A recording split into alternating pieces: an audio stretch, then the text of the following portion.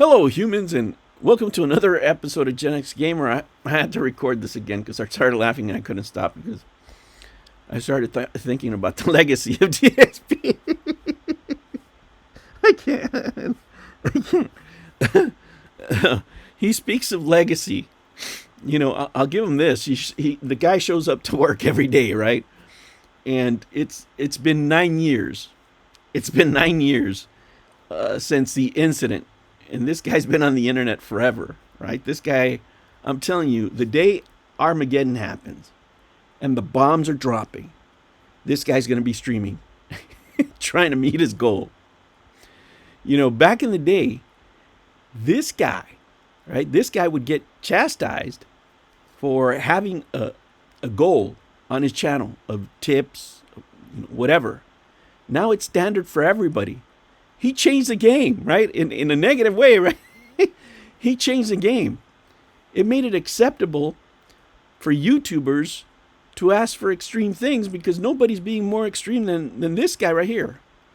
You know, we have a word in Spanish for exactly this man's behavior, and it's called sinvergüenza. It means no shame.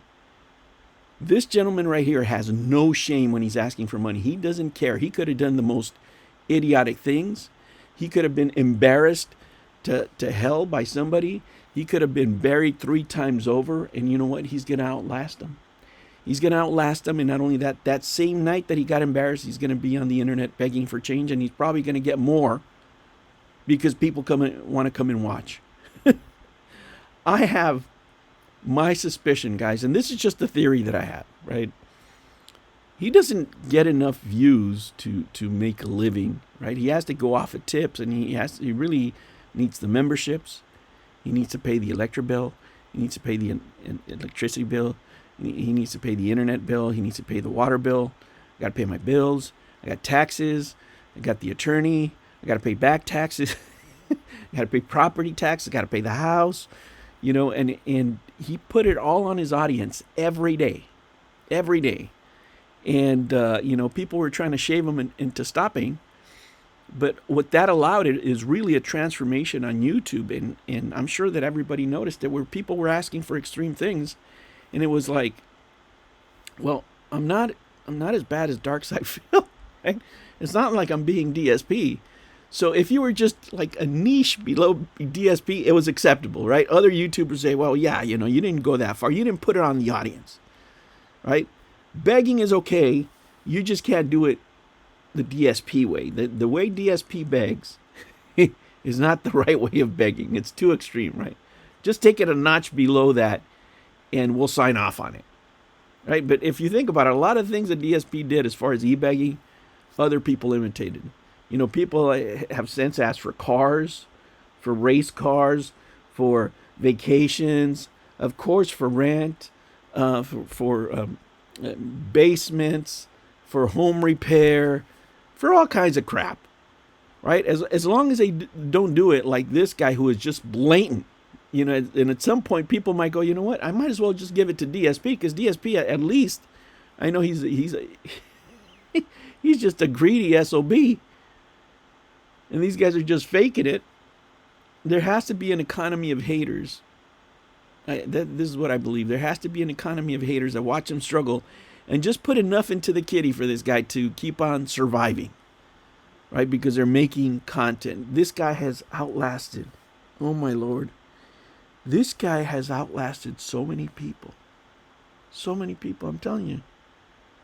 The apocalypse is going to come and this guy's going to be on stream begging for change.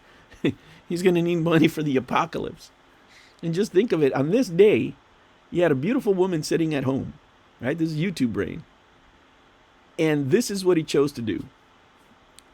While he didn't want to get up. This is how committed, right, to asking for panhandling on the internet this man is. He didn't want to get up from his couch to go do this. Having a beautiful woman at home at the time. Clearly doesn't know how to enjoy a woman. This is what he chose to do. And go back to streaming. And then he shows up like nothing. That's the most insane thing. Most normal people, most people around the planet that this would have happened to would have disappeared from the internet. Would have disappeared. Not this SOB. No. I got to get more. I got to get paid. I've invested too much in this. I got to work on my legacy. I can't. Legacy. And he truly believes this, right? He's proud of this record. He's proud of the life that he's built.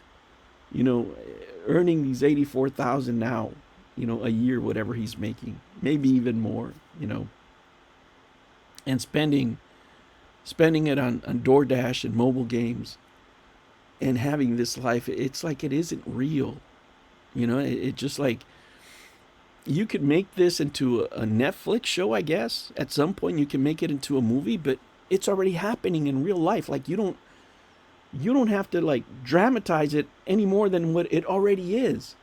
You don't have to take it any further than the disaster that it already is. You know, this last thing with the Kino Casino, where they exposed now that this guy's basically a hermit. He's become tied to this YouTube thing. Like, this man cannot live life like a normal person. He can't. He's like, I got to stream here. I got to stream there. I can't. If this guy, you know, stopped streaming for a month, I don't know what he would do. He'd probably lose his mind. He would lose his complete identity. E-begging, right, and chasing after money no matter what is his religion.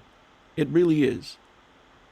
And when other people are getting money, there isn't anything, and I mean anything, that bothers this man more than thinking about people that are getting money that he could have had.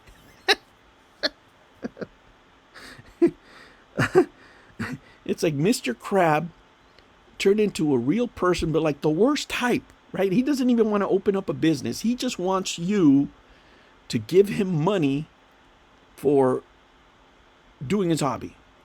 And not only just a few tips, he wants enough money to live a comfortable lifestyle. He's not a performer. You know, it's not like we're talking about, you know, there's people that actually do performance on streams, you know, where they become a character, where they're doing maybe speed running, where they're adding some value. No.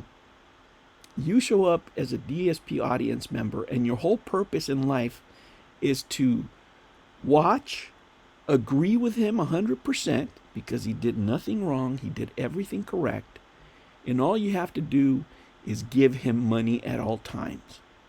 At all times. The one thing that you have to do is give this man money. And let me tell you, he did change the game. He did change YouTube, but for the worst. For the worst. Now we have millions of DSPs all over every platform, right? There's goal setting, there's tips, there's all this promotion to get more and more money. And as long as you don't do it like DSP, it's okay. It's not a problem. Jeez, what a legacy, huh? I'm telling you, 20 years from now, you're going to turn on YouTube or whatever the hell this is, and this guy's still going to be on there. All right, humans, I'll catch you on the next one. Take care.